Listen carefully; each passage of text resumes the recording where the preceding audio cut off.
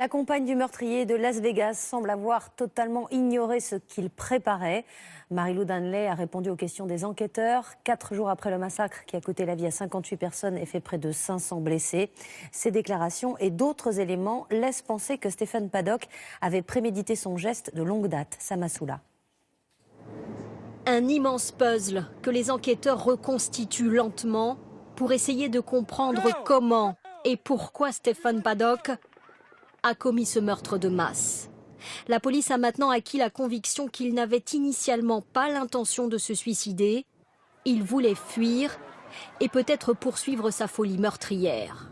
Son véhicule garé dans le parking de l'hôtel était chargé de 23 kilos de fertilisant, composants explosifs. Il y avait également 1600 munitions. En fouillant la chambre du tireur au 32e étage du Mandala Bay, les enquêteurs ont fait une autre découverte.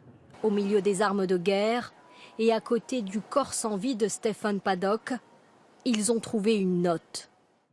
Un mot laissé par le tireur. Le contenu est gardé secret, mais il ne s'agit pas d'une lettre de suicide. Le tireur avait peut-être envisagé une autre cible. Une semaine avant son massacre, il avait loué une chambre dans cet hôtel également à Las Vegas, surplombant un autre festival de musique. Nous avons retrouvé des vidéos que nous allons étudier pour voir ce que M. Paddock a fait quand il était là-bas. Une chose est sûre, le retraité de 64 ans se préparait depuis octobre 2016. En 11 mois, il a acheté 33 armes. Et il avait tout prémédité, même d'éloigner sa compagne. Aux enquêteurs, elle a expliqué qu'il lui avait acheté un billet surprise pour les Philippines, arguant qu'il n'était pas cher.